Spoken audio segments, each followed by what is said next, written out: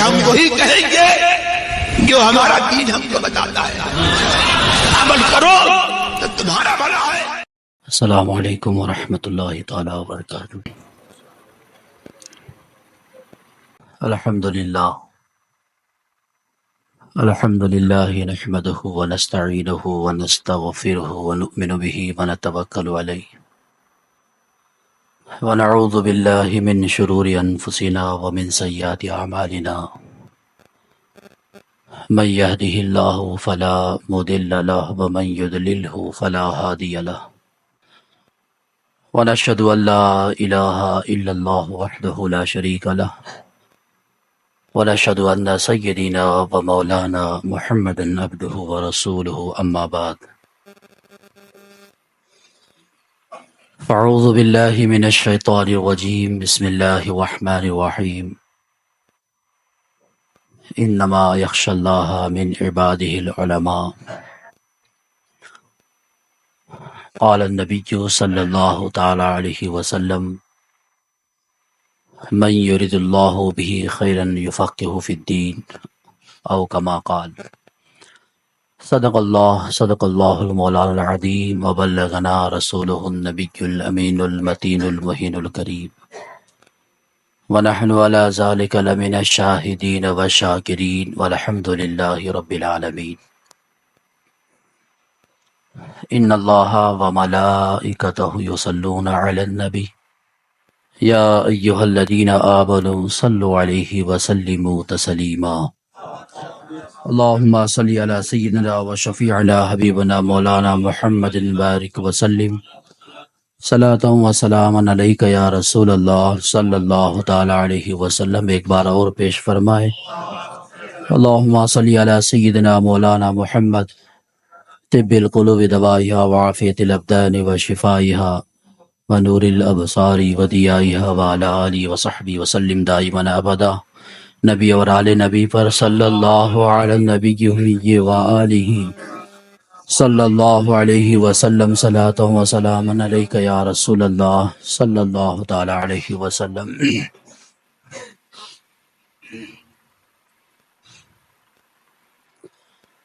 سارا ماحول سکتے مٹا کون ہے، ایک خدا ہے تو پھر دوسرا کون ہے،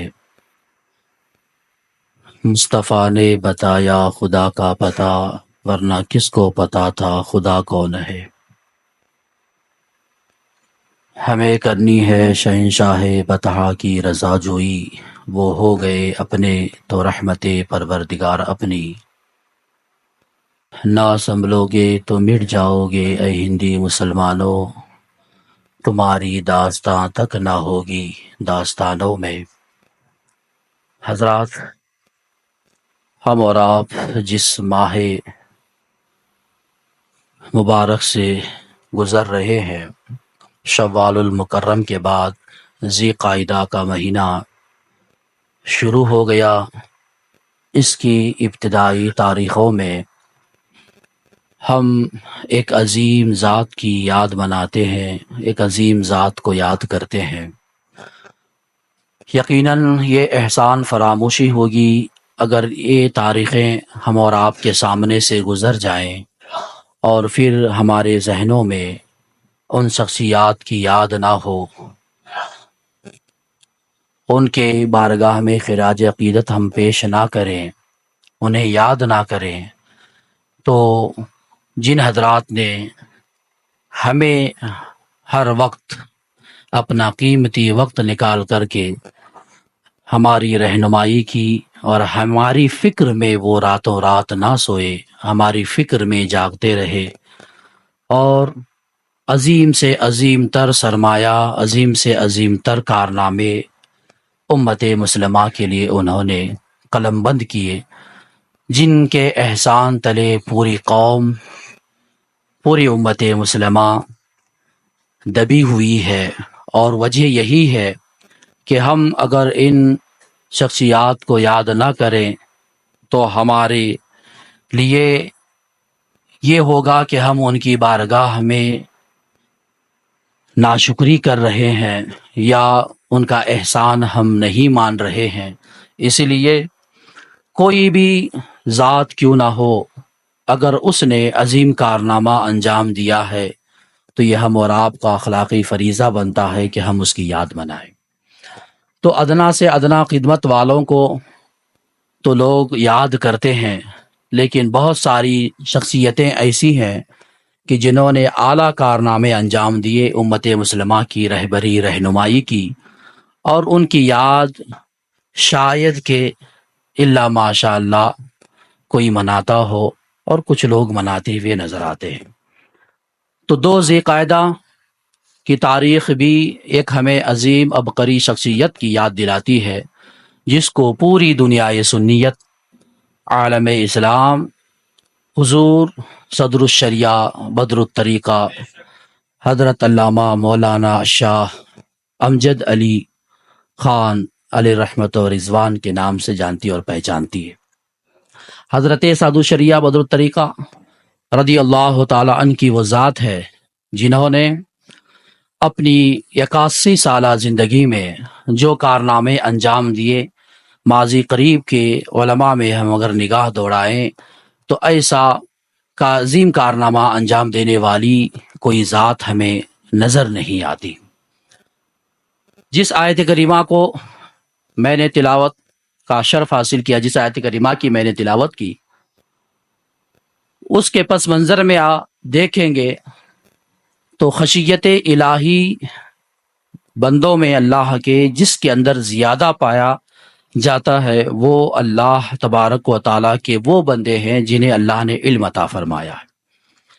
کہ اللہ تبارک و تعالیٰ نے ارشاد فرمایا انما یخشی اللہ من عبادہ العلماء، کہ اللہ کی خشیت، اللہ کا خوف، اللہ تبارک و تعالیٰ کی بارگاہ میں ہر وقت اس طرح حاضر رہنا، ہر وقت اس تصور سے قدم اٹھانا کہ رب ہمیں دیکھ رہا ہے، اس عمل پر اس کے بندوں میں کوئی چلتے ہوئے نظر آتے ہیں تو وہ اہل علم ہیں، علم سے اللہ نے جس نے آشنا فرمایا وہ اللہ کا خوف رکھتے ہیں، خشیت الہی میں اپنی زندگی گزارتے ہیں۔ انہی لوگوں کے سلسلے میں اللہ کے نبی نے ارشاد فرمایا من یرید اللہ بہ خیر یفقہہ فی الدین، کہ اللہ تعالیٰ جس کے ساتھ بھلائی کا ارادہ فرماتا ہے اسے دین کی سمجھ عطا فرماتا ہے۔ تو گویا اللہ تعالیٰ نے اہل علم کے ساتھ بھلائی کا ارادہ فرما لیا، تو اب کون سی طاقت ہے جو ان کے لیے برا سوچے؟ کون سی طاقت ہے جو ان کے کامیابی کو روکے؟ کون سی طاقت ہے جو ان کے اٹھنے والے قلم میں لغزش پیدا کرے؟ کون سی طاقت ہے جو ان کے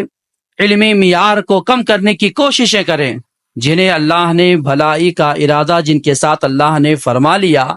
تو میں سمجھتا ہوں کوئی بھی طاقت ایسی نہیں ہے جو ان کے ساتھ بھلائی کے علاوہ دیگر معاملات کو کرنے کی کوششیں کرے۔ بہت ساری کوششیں ہوتی رہیں اور ہوتی رہیں گی، لیکن اہل علم کا چرچا ویسے ہی بلند رہے گا جیسے اللہ نے ان کے لیے بلند فرمایا ہے۔ تو یہ اہل علم کی ایک فضیلت ہے، ایک شان ہے کہ جسے اللہ نے علم عطا فرمایا، گویا کہ دین کی جسے اللہ نے سمجھ عطا فرمائی، تو اللہ تبارک و تعالیٰ نے اس کے ساتھ بھلائی کا ارادہ فرما لیا۔ ہم اور آپ تاریخ کا مطالعہ کرتے ہیں تو ہمیں بہت ساری چیزیں یہ ذہن و فکر میں آتی ہیں، بہت ساری چیزیں ہمارے معلومات میں آتی ہیں کہ ایک زمانے سے لے کر حضرت آدم علیہ نبی علیہ الصلوۃ والسلام سے لے کر نبی پاک صلی اللہ تعالیٰ علیہ وسلم تک نظام الہی یہ رہا کہ ہر نبی کو اللہ تعالیٰ قوم کی رہنمائی کے لیے، رہبری کے لیے ایک مخصوص خطے کی طرف، ایک مخصوص طبقے کی طرف، ایک مخصوص علاقے کی طرف مبعوث فرماتا رہا۔ حضرت آدم آئے، حضرت نوح علیہ السلام آئے، حضرت ابراہیم آئے، اس طرح کم و بیش 1,24,000 پیغمبران اسلام اس خاکدان گیتی پہ تشریف لائے۔ سب کا مطمح نظر اللہ کی طرف بلانا، لوگوں کو دعوت دینا، لوگوں کو ایک اللہ کی عبادت کی طرف بلانا اور لوگوں کی رہنمائی کرنا، ان کی رہبری کرنا، یہ سارے معاملات چلتے رہے حضرت موسیٰ علیہ نبی علیہ الصلوۃ والسلام تک، بلکہ حضرت موسیٰ علیہ نبی علیہ الصلوۃ والسلام کے بعد حضرت موسیٰ ہی کے دین کی ترویج و اشاعت کے لیے اللہ نے کئی سو بلکہ کئی انبیاء کرام علیہ السلام کو اس خاکدان گیتی پر مبعوث فرمایا۔ جو دین موسیٰ کو چلاتے رہے، لیکن ایک زمانہ چلتا چلتا یہاں تک پہنچا کہ حضرت عیسیٰ علیہ نبی علیہ الصلوۃ والسلام تشریف لائے، اس کے بعد نبی پاک صلی اللہ تعالیٰ علیہ وسلم کی ذات۔ تو آپ غور کریں، ان انبیاء کرام کے زمانے کے درمیان فاصلہ ہے، ان فاصلوں میں بھی اس دین کو، دین موسوی کو چلانے کے لیے اللہ تعالیٰ نے کئی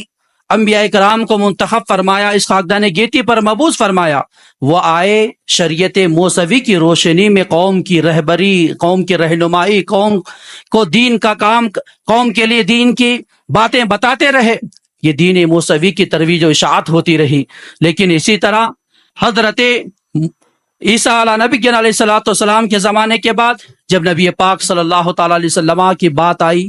شریعت محمدیہ کی بات آئی، تو ہم اور آپ تاریخ کا مطالعہ کرتے ہیں تو ہمیں یہ محسوس ہوتا ہے کہ کسی نبی کے دین کو آگے بڑھانے کے لیے اللہ نے کسی نبی کو بھیجا، کسی نبی کے دین کو آگے بڑھانے کے لیے اللہ نے نبیوں کا انتخاب فرمایا۔ لیکن شریعت محمدیہ، نبی پاک صلی اللہ تعالیٰ علیہ وسلم کو آخری نبی بنا کر کے بھیجا گیا، آپ کے بعد کوئی نبی آنے والا نہیں۔ لیکن سوال یہ کھڑا ہوا کہ اس دین محمدی کے مسائل کو قوم تک کون پہنچائے گا؟ اس بیڑے کو کون اٹھائے گا؟ کس کے کندھوں پر یہ بیڑا رکھا جائے گا کہ شریعت محمدی کے مسائل کو لوگوں تک پہنچا سکے، دین کی ترویج و اشاعت کا کام لیا جا سکے؟ دین موسوی میں تو ہمیں کئی انبیاء کرام کی ذاتیں نظر آتی ہیں کہ وہ دین موسوی کو آگے بڑھاتے رہے، دین موسوی کو آگے بڑھاتے رہے۔ اس طرح وہاں پر تو وہ جو خلا تھا وہ پر ہوتا ہوا نظر آیا، لیکن شریعت محمدیہ کے اس معاملے کو آگے بڑھانے کی ذمہ داری ایک سوال پیدا ہو کر کے جب قائم کیا گیا تو وجدان سے یہی آواز آتی ہے کہ دین موسوی کو بڑھانے کے لیے ہم نے انبیاء کا انتخاب فرمایا۔ اے لوگو، شریعت محمدیہ کو بڑھانے کے لیے کسی نبی کا انتخاب نہیں کیا جائے گا، بلکہ وہ علم والوں کا انتخاب کیا جائے گا۔ شریعت محمدیہ کو آگے بڑھانے والے انبیاء نہ ہوں گے، بلکہ یہی فقہا ہوں گے، یہی علماء ہوں گے، یہی مجتہدین کرام کی ٹیم ہوگی، یہی عظیم فقہا شریعت محمدیہ کو آگے بڑھائیں گے۔ تو یہاں سے بات کھل کر کے سامنے آئی، دین موسوی کو بڑھانے کے لیے انبیاء کے ذریعے کام لیا گیا، لیکن شریعت محمدیہ کو آگے بڑھانے کے لیے علماء کے ذریعے کام لیا گیا۔ تو اسی سے بات سمجھ میں آ گئی کہ انبیاء کرام علیہ السلام کے وارثین بن کر کے کوئی قوم اس خاکدان گیتی پہ مبعوث ہو رہی ہے تو وہ قوم اہل علم حضرات کی ہے، وہ قوم اہل علم ہے، وہ قوم علم سے جس کو اللہ نے آشنا فرمایا ہے، وہ حضرات ہیں جن کو فقیہ کہا گیا، مجتہد کہا گیا، جن کو محدث کہا گیا، مفسر کہا گیا۔ ان حضراتوں نے اپنے ناتواں کندھوں پر وہ بیڑا اٹھایا، آج قوم کی رہبری کرتے ہوئے وہ نظر آ رہے ہیں۔ اسی لیے العلماء ورثۃ الانبیاء کا تاج ان کے سروں پہ سجایا جاتا ہے۔ مجھے بتانے کا مقصد یہ ہے کہ ان حضرات نے شریعت محمدیہ کے کسوٹیوں کو، اصول و ضوابط کو سامنے رکھتے ہوئے قوم کی جو ترویج و قوم کی جو رہنمائی کی اور دین کی ترویج و اشاعت کی، ان کا احسان ہم پر ہے کہ وہ لوگ نہ ہوتے تو اتنا آسانی سے ہم اور آپ کو دین نہ ملتا، وہ لوگوں کی محنتیں نہ ہوتی تو دین کی بہت سی گتھیاں ہمارے سامنے سلجھتی ہوئی نظر نہیں آتی، بہت سی مشکل راہیں ہمارے لیے آسان نہ ہوتے۔ ان علماء کو اللہ نے پیدا فرمایا، یہ علماء اللہ کی عظیم نعمتوں میں سے ہیں کہ ان نعمتوں کا ہم جتنا بھی شکریہ ادا کریں کم ہے کہ ان کے بتائے ہوئے راستے پر چل کر کے ہم اپنی زندگی کو کامیاب بنا رہے ہیں۔ انہی ذاتوں میں سے ایک ذات حضور صدر الشریعہ بدر الطریقہ کی ہے، انہی ذاتوں میں سے ایک ذات حضور صدر الشریعہ بدر الطریقہ کی ہے کہ جنہوں نے 81 سالہ زندگی میں اڑتے بیٹھتے چلتے پھرتے قوم کی رہبری کی، قوم کی رہنمائی کی اور قوم کی فکر میں اپنی زندگی وہ گزارتے ہوئے نظر آتے۔ آپ ایک نہیں کئی جہتوں سے دیکھیں گے تو صدر الشریعہ بدر الطریقہ کی ذات نمایاں نظر آتی ہے، اور کیوں نہ نمایاں ہو، چونکہ یہ جس کے سائے تلے رہ کر کے علم کی پیاس بجھا رہے تھے اسے ہم اور آپ عاشق رسول الشاہ اعلی حضرت عظیم البرکت مجدد دین و ملت کے نام سے جانتے اور پہچانتے ہیں۔ ان کے سائے میں رہ کر کے یہ علم کی پیاس بجھا رہے تھے، علم کے معاملات کو آگے بڑھا رہے تھے۔ آپ ذرا اندازہ لگائیں کہ حضور اعلیٰ حضرت عظیم البرکت کی ذات ایسی ہے، کبھی کسی کی آپ نے بلا وجہ تعریف نہیں کی، کبھی کسی کی تعریف آپ اٹھا کر کے دیکھیں، حضور صدر الشریعہ کی سوانح کو بیان کرنے والے واقعات نگاروں نے یہ باتیں بھی قلم بند کی ہے کہ حضور اعلی حضرت کی ذات ایسی، کبھی کوئی مرحلہ ایسا آتا، کسی دنیا دار کی تعریف کرنی ہوتی، اہل ثروت کی تعریف کرنی ہوتی، یا دنیاوی معاملات میں کسی طرح کا معاملہ ہوتا، تو حضور اعلی حضرت اس کی طرف رغبت نہیں فرماتے، بلکہ کئی آفر، کئی چیزیں اس طرح کی بھی دی گئی حضور اعلی حضرت کو کہ آپ چند اشعار ہی صحیح، چند اپنے کلمات ہی صحیح فلاں کے بارے میں لکھ دیجئے، فلاں کے بارے میں کہہ دیجئے، چونکہ آفر دینے والوں کو معلوم تھا ان کی زبان سے ایک جملہ اگر نکل گیا وہ ہمارے لیے سند ہو جائے گا، ہمارے لیے دلیل بن جائے گا، تو فرمائش تھی کہ کچھ بولیں، تو اعلیٰ حضرت نے بجائے تعریف کرنے کے کہا کرو مدح اہل دول رضا، پڑے اس بلا میں میری بلا، میں گدا ہوں اپنے کریم کا، میرا دین پار اینا نہیں۔ یہ کہہ کر کے آپ نے اپنا جو اپنی کیفیت، اپنا مزاج ہے بتا دیا۔ ایسا کئی مواقع پر ہوا، حضور اعلیٰ حضرت کی زبان کسی دنیا دار کی تعریف میں نہیں نکلی، کسی دنیا دار کے لیے آپ نے قدم آگے نہیں بڑھایا، لیکن ذرا ہم اس چیز کو دیکھتے ہیں، حضور صدر الشریعہ کے تعلق سے جب بات کہنے کو آئے، کہا میرا امجد مجد کا پکا، تو گویا یہاں پر مجد بمانے بزرگی ہے، اور بزرگی کی دلیل جو دے رہا ہے وہ کوئی عام انسان نہیں، وقت کا مجدد کہہ رہا ہے، اعلیٰ حضرت فرما رہے ہیں میرا امجد مجد کا پکا، اس سے کھچیاتے یہ ہے۔ تو اس سے پتہ یہ چلا کہ حضور اعلیٰ حضرت کی ذات جس ذات کو مان رہی ہے، قبول کر رہی ہے، جن کے مجد کی گواہی دے رہی ہے، وہ کوئی اور فقیر نہیں، حضور صدر الشریعہ بدر الطریقہ کی ذات ہے۔ کہ اعلیٰ حضرت عظیم البرکت نے آپ کو کئی مواقع پر ایسی بھی باتیں آئیں کہ جس تعلق سے اعلیٰ حضرت نے کہا کہ مولوی امجد علی کا قلم اور مولوی امجد علی کے فتاوے کو ہم نے دیکھا ہے، طبیعت ان کی اخاص ہے، طرز سے واقفیت ہو چلی ہے، یعنی یہ بڑے کیمیا الفاظ تھے، سمجھنے والا ہی ان چیزوں کو سمجھ سکتا ہے کہ حضور اعلیٰ حضرت کس بات کی طرف اشارہ کر رہے تھے۔ طبیعت اخاذ اور طرز سے واقفیت ہو چلی ہے۔ حضور اعلیٰ حضرت کا مزاج آپ دیکھیں، کہیں کہتے ہیں کل کے رضا ہے خنجر خونخوار برقبار، اعدا سے کہہ دو خیر منائے نہ شر کریں۔ اگر یہ رنگ آپ کو فقیہ عصر میں، ایک رنگ اگر آپ کو صدر الشریعہ میں، بدر الطریقہ میں آپ دیکھنا چاہتے ہیں، بدرج اتم آپ میں یہ رنگ پایا جاتا ہے۔ ایک نہیں کئی مواقع پر حضور اعلیٰ حضرت عظیم البرکت کی توجہ کو مبذول کرانے والی ذات، قوم کی رہنمائی کی طرف قدم بڑھانے کے لیے ہماتن کوشاں رہنے والی ذات، حضور اعلیٰ حضرت کے ساتھ شانہ بشانہ چل کر کے قوم کی فکر کرنے والی ذات اگر کوئی تھی تو حضور صدر الشریعہ بدر الطریقہ کی تھی۔ آپ دیکھیں کہ ایک زمانہ تھا جس میں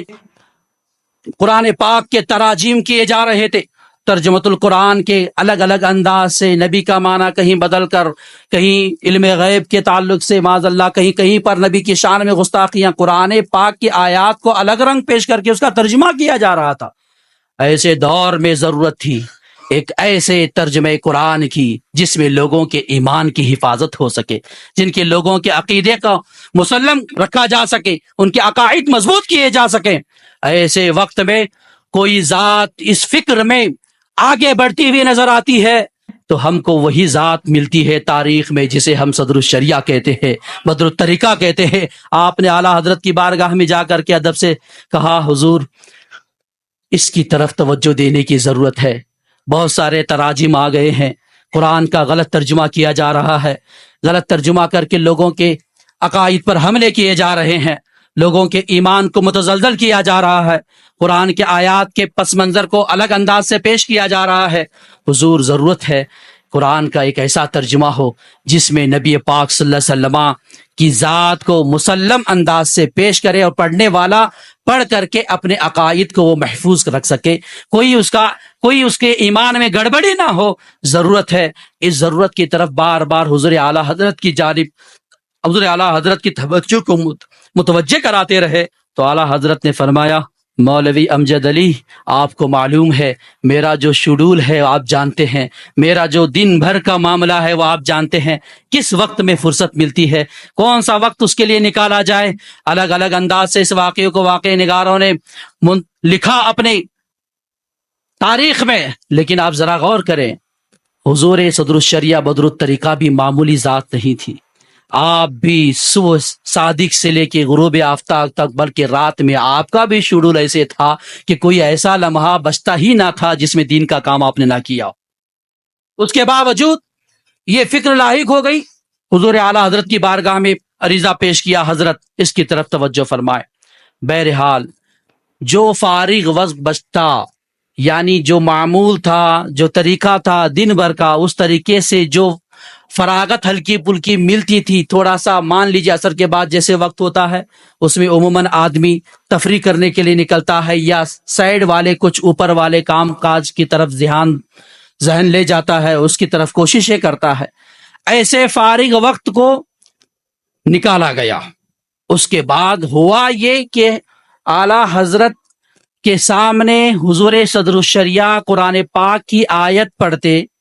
اعلیٰ حضرت اس کا ترجمہ فرماتے. لکھنا بھی کام آپ کا، کاپی لانا بھی کام آپ کا، دعوت بھی آپ کی، روشنائی بھی آپ کی. بیٹھ کر کے لکھنے میں بھی بہت محنت ہوتی ہے. اعلیٰ حضرت سنتے اپنے کان مبارک سے اور اس کا ترجمہ فرماتے، فی البدی ترجمہ فرماتے. ماشاءاللہ یہ بھی بہت بڑی چیز ہے. اہل علم جو ہے اس چیز کو سمجھتے ہیں. تو گویا اعلیٰ حضرت ایسا ترجمہ فرماتے کہ کہیں پر بھی آپ اٹھا کر کے کوئی بھی ڈکشنری دیکھیں، قرآن کے آگے پیچھے سیاق و سباق آیات قرآنیہ کے مفہوم کو ملا کر کے صحیح طریقے سے، واو ہے تو واو کا معنی صحیح ہو، فا ہے تو فا کا معنی صحیح ہو، با ہے تو با کا معنی صحیح ہو، کہاں با کتنے معنوں کے لیے آتا ہے اور یہاں پہ کون سا معنی مراد لینا صحیح ہے، تاکہ جو ہے فہم قرآن، تاکہ قرآن کی سمجھ لوگوں کو آسان ہو. اس انداز سے تمام چیزوں کو ذہن میں رکھتے ہوئے ترجمہ کرنا، وہ بھی جیسے ہی سنتے ویسے ہی کر دینا. این سعادت بزور بازو نیست، تانا بخشت خدائے بخشندہ. جب تک اللہ تعالیٰ کسی کو توفیق نہیں دیتا ایسی صلاحیت پیدا نہیں ہو سکتی. اسی لیے اعلیٰ حضرت کو سمجھنے والوں نے یہ کہہ کر کے اپنا قلند بند کر دیا، بھئی اعلیٰ حضرت کی ذات، ہمیں ان کی محنتوں کو دیکھ کر کے ہمیں تو یہ فیصلہ کرنا پڑتا ہے کہ اعلیٰ حضرت کی ذات اگر ہم انسانوں میں مان لیں. انہوں نے تفریحاً یہ جملہ کہا تھا کہ انسان کی طاقت بھی تو کام دے جاتی، جواب دے جاتی ہے، لیکن ما فوقل، ایسی اس سے بھی بڑھ کر کے قوت، یہ تو اللہ کی توفیق ہی ہو سکتی ہے. جس کو اللہ توفیق دیتا ہے تبھی وہ اتنا عظیم کارنامہ انجام دیتا ہے، ورنہ تو ان کی زندگی کے ایام، منٹوں کے ایام، ان کی مشغولیت، یہ سب کو جوڑا جائے تو آپ کی عمر مختصر ہے، کارنامے اس سے بھی کئی گنا زیادہ ہے. تو گویا ایسے مصروفیت کے باوجود اعلیٰ حضرت عظیم البرکت نے فارغ وقت میں حضور صدر الشریعہ کی فرمائش پر کہا کہ ٹھیک ہے لے آؤ. تو اعلیٰ حضرت کی بارگاہ میں جب بھی فارغ وقت ملتا حضور صدر الشریعہ پہنچتے اور اعلیٰ حضرت کی بارگاہ میں قرآن پاک کی آیت تلاوت فرماتے، وہ ترجمہ فرماتے، اس کو نقل فرماتے. اس طرح آج ترجمۃ القرآن کنز الایمان جو ہم اور آپ کے ہاتھوں میں ہے، یہ جس طرح اعلیٰ حضرت عظیم البرکت کی محنت اور کوشش نظر آتی ہے، وہیں پر حضور صدر الشریعہ کی بھی کوشش ہمیں نظر آتی ہے. وہیں پہ حضور صدر الشریعہ بدر الطریقہ کی وہ کوشش کہ اعلیٰ حضرت کی ذات کو اس کام کی طرف مبذول آپ نے فرمایا، ان کی توجہ کو ادھر لے آئے تاکہ حضور اعلیٰ حضرت عظیم البرکت کے نکلے ہوئے جملے قوم کی رہنمائی کریں گے اور ایک سند بن جائے گی اور ایک ایسا عظیم کارنامہ ہو جائے گا کہ کنز ایمان جس کے گھر میں ہوگا اس کے ایمان کی حفاظت ہوگی، اس کے عقیدے کی حفاظت ہوگی. گویا اس کنز ایمان کے ترجمے کو پڑھ کر کے انسان عقیدے کو سنبھالتے ہوئے، سدھارتے ہوئے اور اپنی کامیاب زندگی گزارتے ہوئے نظر آئیں گے. تو یہ بھی ایک طرح کا احسان ہم پر حضور صدر الشریعہ کا. اعلیٰ حضرت عظیم البرکت کے جس زاویے سے کارنامے آپ دیکھنے کی کوششیں کریں گے، وہاں کہیں نہ کہیں ڈائریکٹ تو کہیں انڈائریکٹ حضور صدر الشریعہ کی بھی محنت نظر آتی ہے. تو گویا ہم اس تذکرے کو جب بھی چھیڑتے ہیں، اعلیٰ حضرت عظیم البرکت کا معاملہ جب بھی آتا ہے تو حضور صدر الشریعہ کو بھی یاد کر لیا جاتا ہے. حضور صدر الشریعہ بدر الطریقہ کی ذات، نہ آپ صرف مصنف تھے بلکہ وقت کی ایک عظیم محدث بھی تھے، ایک عظیم مفسر بھی تھے، ایک عظیم خطیب بھی تھے، ایک عظیم مدرس بھی تھے. جس زاویے سے آپ دیکھیے اس زاویے سے نمایاں شخصیت آپ کی نظر آتی. میں بتا دوں آپ کو کہ حضور صدر الشریعہ بدر الطریقہ نے جو ایک کتاب تصنیف فرمائی ہے، ویسے تو بے شمار کتابیں آپ نے تصنیف فرمائی ہے اور ہر کتاب اپنی اپنی جگہ بے مثال ہے، لیکن بہار شریعت جو ایک فقہ احناف پر، حنفی فقہ پر مسلم اور مفتابہ مسائل کو جمع کر کے جو ذخیرہ ہم اور آپ کو حضور صدر الشریعہ بدر الطریقہ نے دیا، ایسا کارنامہ ماضی قریب میں کسی بھی فقیہ کا ہمیں نظر نہیں آتا. یہ ان کا احسان ہے، ورنہ تو عربی عبارت کو سمجھنا بہت دشوار ہے. عربی عبارت کی گوناگون صفات ہوتی ہیں، کبھی ایک لفظ کے کئی معنی ہوتے ہیں، کئی مرادیں ہوتی ہیں. تو لہذا یہ اللہ تبارک و تعالیٰ جسے توفیق دیتا ہے، کامل دسترس جن کی ہوتی ہے، وہی حضرات اس کو صحیح سمجھ سکتے ہیں. لیکن حضور صدر الشریعہ بدر الطریقہ نے ان عظیم عبارتوں کا، مفتاحب مسائل کا ترجمہ کر کے ایک عظیم ذخیرہ جمع کر کے، جس کا نام بہار شریعت رکھ کر کے قوم مسلم کے سامنے یہ کارنامہ پیش کیا. وہ ایسی کتاب ہے جس کو پڑھے بغیر میں تو سمجھتا ہوں کوئی عالم ہو ہی نہیں سکتا. بہار شریعت ایک انوکھی کتاب، ایک ایسی بے مثل و لاجواب کتاب کہ آسان فہم، آسان انداز میں. اور پہلے طریقہ بھی حضور صدر الشریعہ کا کیسا؟ پہلے آیت قرآنیہ، پھر احادیث، پھر اس کے بعد فقہ کے مسائل آپ شروع فرماتے. یعنی جس موضوع، جس ٹاپک پر آپ کو مسائل بیان کرنا ہوتا، اس کے تعلق سے آیت قرآنیہ کو پہلے آپ رکھتے، پھر احادیث مبارکہ کو نقل فرماتے، پھر اس کے بعد مسائل کو آپ اکجا فرماتے. تو یہ انداز آپ کا بتاتا ہے کہ اللہ تبارک و تعالیٰ نے آپ کو کامل دسترس، کامل ملکہ عطا فرمایا تھا. فقہ پر آپ کی گہری نظر تھی اور فقہ کی عظیم عظیم گتھیاں آپ نے ایسی سلجھا دی ہیں. یہ حضور اعلیٰ حضرت کا فیضان ہی تھا، حضور اعلیٰ حضرت کا کرم ہی تھا کہ حضور صدر الشریعہ نے جو کارنامے انجام دیے ہیں، ایسے کارنامے انجام دینے والی ذات ہم کو کوئی اور ماضی قریب میں نظر نہیں آتی. تو گویا مسلمانوں، جس انداز سے ہم کسی فقیہ کو یاد کرتے ہیں، تو ہم اور آپ کی یہ ذمہ داری بنتی ہے کہ ان تاریخ میں اگر ہم اپنے اوقات گزار رہے ہیں تو ہمیں لازم ہے کہ ہم اس ذات کو بھی یاد کریں جس ذات نے ہمارے لیے بہت محنتیں کی، بہت کوششیں کی، رات و دن ایک کیا. ایسے ایک نہیں، کئی کارنامے ان کے ہیں. اس مختصر وقت میں ان چیزوں کو نہیں سمیٹا جا سکتا، لیکن اشارتاً کچھ چیزیں آپ کو بتائی جا سکتی ہیں. آپ کے اندر تقویٰ بھی کمال کا تھا، آپ کے اندر علم بھی کمال کا تھا، آپ کے اندر حکمت بھی کمال کی تھی. آپ کے اندر طبابت کے مسائل لیں، حکمت کے مسائل لیں، علم کے مسائل لیں، حدیث کے مسائل لیں. اسی لیے آپ کے اساتذہ میں ایک نام ہے حضرت علامہ ہدایت اللہ رامپوری علیہ رحمہ کا. وہ فرماتے ہیں کہ میں نے تو بہت سارے شاگردوں کو پڑھایا، بہت سارے لوگوں کو پڑھایا، لیکن مجھے ایک ہی شاگرد ملا، وہ بھی بڑھاپے میں. یعنی بڑھاپے میں ایک شاگرد ملا جس کو یاد کیا تھا وہ کوئی اور ذات نہیں، حضور صدر الشریعہ کی ذات تھی. محدث پیلی بھیت شریف پہ حضرت علامہ وسیع احمد محدث سورتی رحمۃ اللہ علیہ تھے.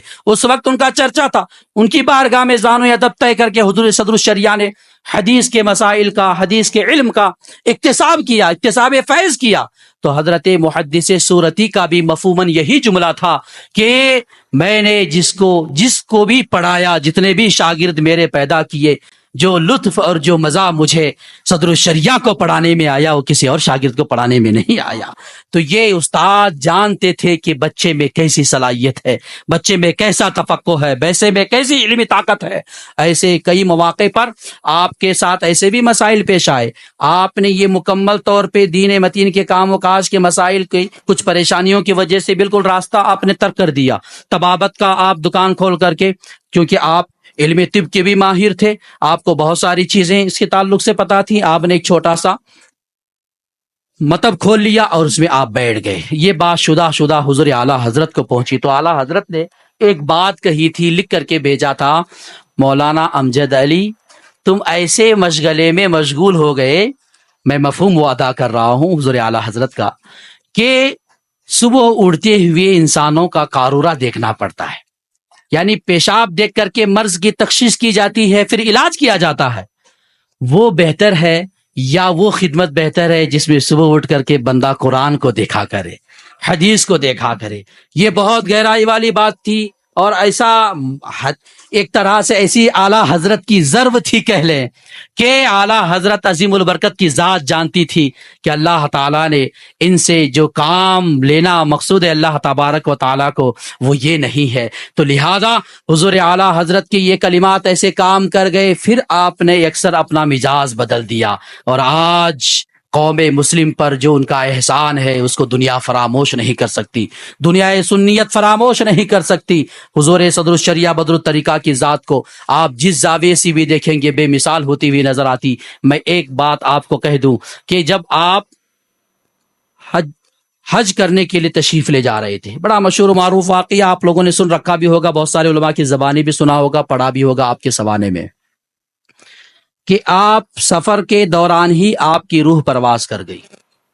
اسی لیے کسی نے اس واقعے کو مختصر پہلو میں یوں پیش کیا تھا کہ مدینے کا مسافر ہند سے پہنچا مدینے میں، قدم رکھنے کی نوبت بھی نہ آئی تھی سفینے میں۔ یعنی مدینے کا مسافر ہند سے پہنچا مدینے میں، قدم رکھنے کی نوبت بھی نہ آئی تھی سفینے میں۔ اس واقعے کو انہوں نے اپنے شعر میں اس طرح سے بات کہہ دی کہ نہ جا کر کے بھی مدینے کے وہ مسافر بنے، نہ جا کر کے بھی ان کو حج کا ثواب ملا، نہ جا کر کے بھی تمام مراحل جو ایک حاجی کے ہوتے ہیں وہ ساری فضیلتیں آپ کو مل گئی۔ اسی لیے مدینے کا مسافر کہا، مدینے کا مسافر ہند سے پہنچا مدینے میں، قدم رکھنے کی تو نوبت بھی نہ آئی تھی سفینے میں۔ ایک بات میں آپ کو بتا دوں کہ اسی واقعے کو نقل کرتے ہوئے کچھ علماء نے، کچھ مورخ نگار نے یہ بات بھی نقل فرمائی کہ آج گجرات کی سرزمین پر احمد آباد ایک جگہ ہے جہاں پر قطب عالم شاہ عالم کی مزار مقدس موجود ہے، وہاں پر جاتے ہیں لوگ، زیارت بھی کرتے ہیں، اور قدمان رسول صلی اللہ تعالی علیہ وسلم کے نقوش بھی وہاں موجود ہیں، اس کی بھی زیارت کرتے ہیں۔ اور پھر ایک چار پائی ہے جس کو کہ مسجد میں لٹکایا گیا ہے، اس کے نیچے جا کر کے 2 رکعت نماز بھی پڑھتے ہیں اور دعا بھی مانگتے ہیں۔ حضور صدر الشریعہ بدر الطریقہ کا بھی جانا وہاں ہوا تھا۔ آپ ذرا کتنی پیاری بات ہے، غور کریں، صدر الشریعہ کا جب تذکرہ چھڑ جاتا ہے تو یہ بات تو یاد ہی آتی ہے۔ جب وہاں پہنچے تو آپ نے دعا مانگی تھی، جیسا کہ اس واقعی نگار نے نقل فرمایا کہ آپ نے دعا مانگی تھی، اے اللہ مجھے ہمیشہ کا حاجی بنا دے۔ کیسا حاجی بنا دے؟ ہمیشہ کا حاجی بنا دے۔ اب بتائیے، آپ کی زندگی میں آپ حج کر کے آتے ہیں، جتنی مرتبہ آپ حج کرتے ہیں اتنا ثواب۔ ایک مرتبہ تو آپ کا فریضہ اسلام رہتا ہے، مالک نصاب پر کر لیا، ٹھیک ہے، اس کا فریضہ اس کے ذمے سے اتر گیا، دوبارہ جاتا ہے، تبارہ جاتا ہے، سوارہ جاتا ہے، وغیرہ وغیرہ، جتنی بھی اللہ نے فراخی اسے عطا فرمائی اس کے حساب سے جاتا ہے۔ تو جتنی مرتبہ گیا اتنی مرتبہ حاجی، پھر اس کے بعد ہمیشہ کا تو حاجی نہیں۔ لیکن حضور صدر الشریعہ بدر الطریقہ نے دعا مانگی تھی، اے اللہ مجھے ہمیشہ کا حاجی بنا دے۔ کہتے ہیں یہی دعا کی برکت تھی، اسی چار پائی کے نیچے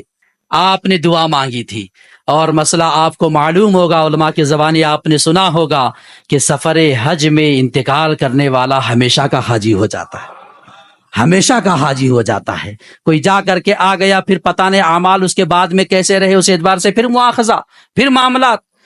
لیکن حضور صدر الشریعہ بدر الطریقہ کی وہ ذات تھی کہ اللہ نے ان کی دعا قبول فرمائی۔ اسی لیے کہتے ہیں گویا اس سے یہ مسئلہ بھی ثابت ہوا کہ آثار بزرگان دین، یعنی بزرگان دین کی نسبت سے جو چیزیں ہوتی ہیں ان کے چھتر سائے تلے دعا مانگیں وہ دعائیں قبول ہوا کرتی ہیں، کوئی اور نہیں۔ وقت کا فقیہ، وقت کا محدث، وقت کا مفسر، بڑا عالم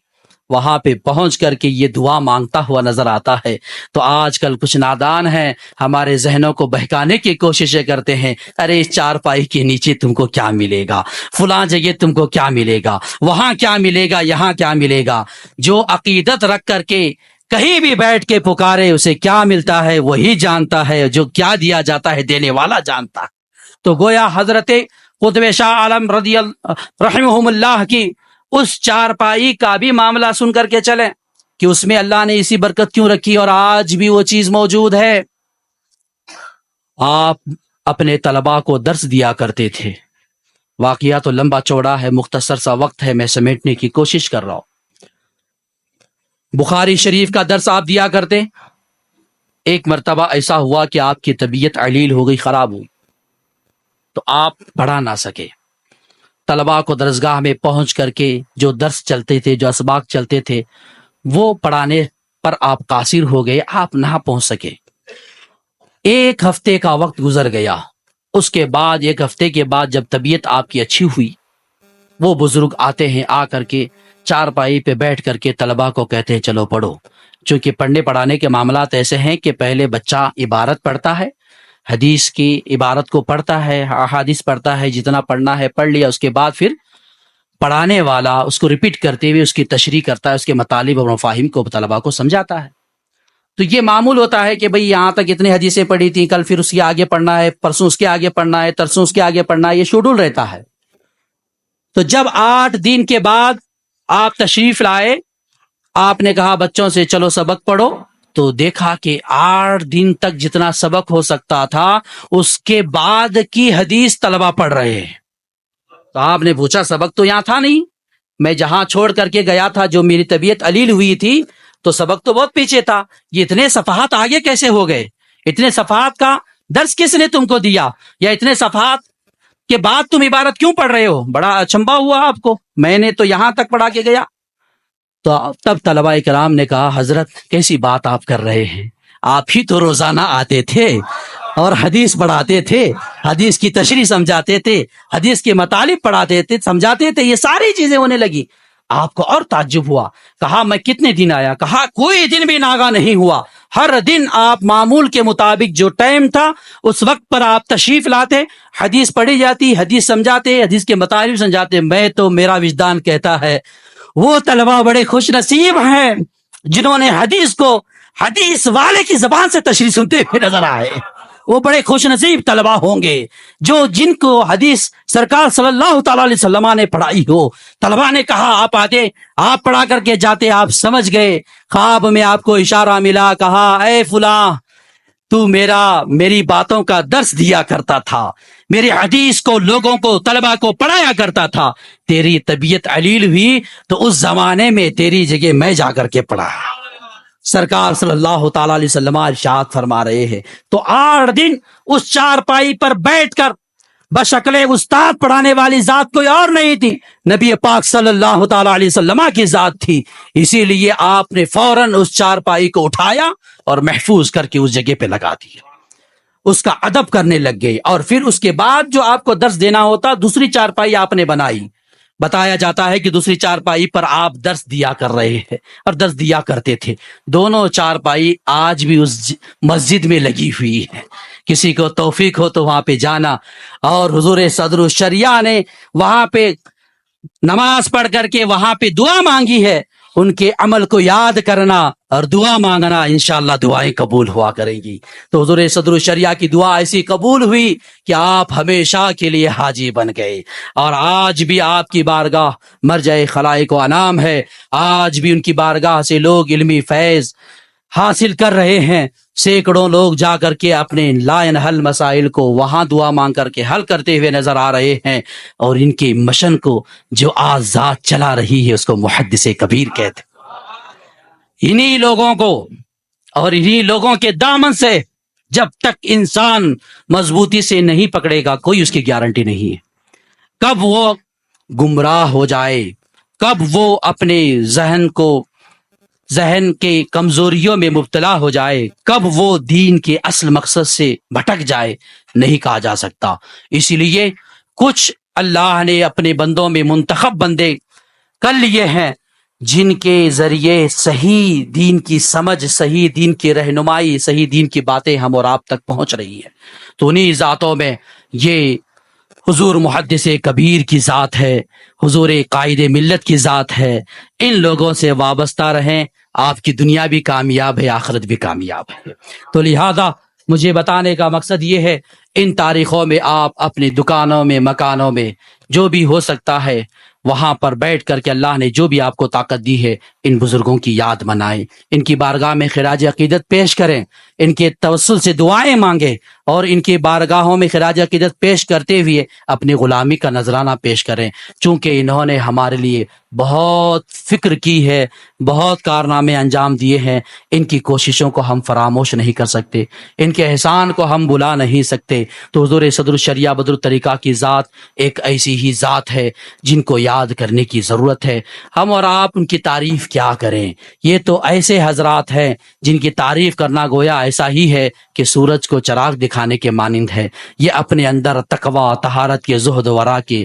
بے مثال لاجواب ذات رہے ہیں، اور ان کے کارناموں کو، ان کے مسائل کو، ان کے باتوں کو جب ہم اور آپ پڑھتے ہیں تو آپ کو یقیناً اندازہ ہوگا کہ بلا خوفت و لومۃ لائم اور بے لوث اور بغیر طمع و لالچ کے ان حضرات نے دین کا کام کیا ہے۔ مجھے وہ چیز یاد آتی ہے کہ آج بھی وہ چیز حضور محدث کبیر دامت برکاتہم العالیہ میں موجود ہے۔ اتنے بڑے محدث، اتنے بڑے عالم، اتنے بڑے فقیہ ہونے کے باوجود ایک چھوٹا طالب علم بھی آپ سے کوئی مسئلہ پوچھنے جائے تو آپ کامل انداز سے اس کی طرف متوجہ ہو کر کے سنتے ہیں اور اس کا جواب دینے کی کوششیں کرتے ہیں۔ ہمارے زمانے میں ہم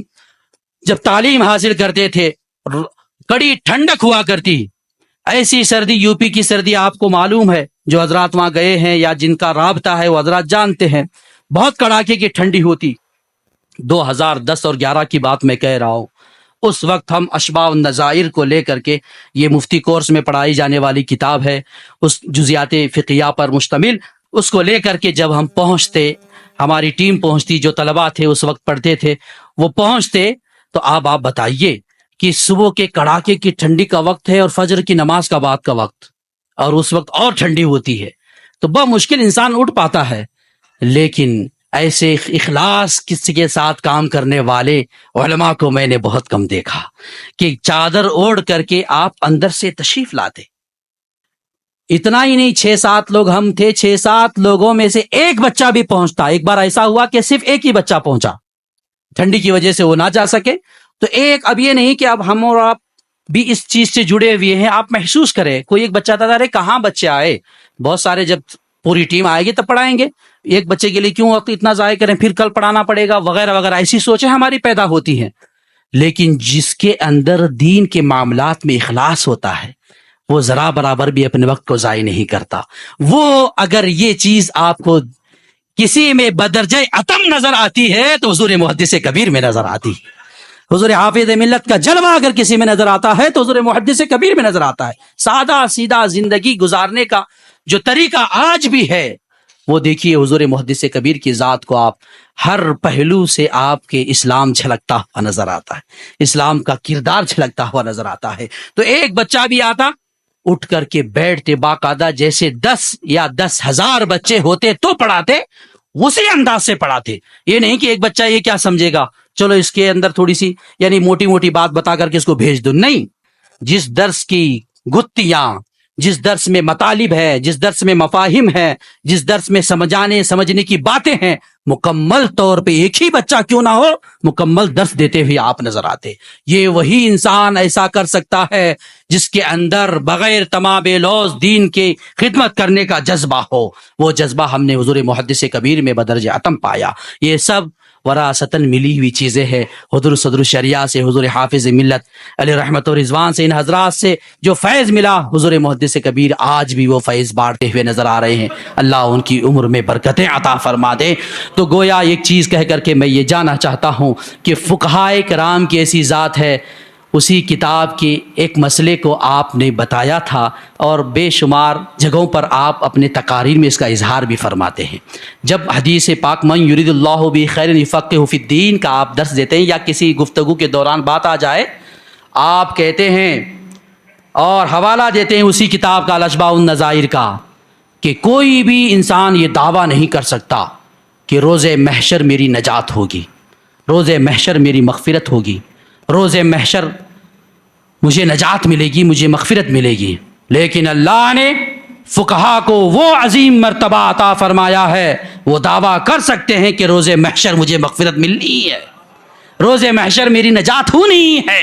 اس من یرید اللہ بہ خیرا یفقہہ فی الدین کی تشریح کرتے ہوئے حضور محدث کبیر دامت برکاتہم العالیہ نے کہا، حوالہ دیا اسی کتاب کا، کہا علامہ نجیم نے اشباح النظائر میں اسی حدیث پاک کو دلیل بناتے ہوئے کہا کہ یہ شان کسی کو اللہ نے عطا کی ہے اپنے بندوں میں تو وہ علماء ہیں، فقہا ہیں، مجتہدان، مفسرین کرام ہیں کہ وہ یہ دعویٰ کر دیں تو صحیح ہے کہ وہ کہہ سکتے ہیں کہ اللہ تبارک و تعالیٰ روز محشر ہمیں مغفرت فرمائے گا، روز محشر ہمیں نجات ملے گی، جبکہ کوئی انسان اس چیز کا دعویٰ نہیں کر سکتا، کسی کو گارنٹی نہیں۔ تو پتہ کیا چلا؟ علماء کی فضیلت اللہ نے ایسی رکھی ہے، علماء کی شان ایسی رکھی ہے، اب جتنا علم پر عمل کرتے ہوئے جتنے درجات جس کے بلند ہوں گے اتنی ہی شان اس کے بلند ہوگی۔ اللہ تبارک و تعالیٰ مجھے اور آپ کو سچے علماء سے وابستہ رہنے کی توفیق عطا فرمائے اور ان کے بتائے ہوئے نقش قدم پر چل کر کے زندگی کو کامیاب بنانے کی توفیق عطا فرمائے، اور اس زمانے میں مسلک مہذب، مسلک اہل سنت، مسلک حق، مسلک اعلیٰ حضرت پہ ہم سب کو گامزن فرمائے اور اسی پر ہم سب کا حسن خاتمہ فرمائے۔ وآخر دعوانا الحمدللہ رب العالمین۔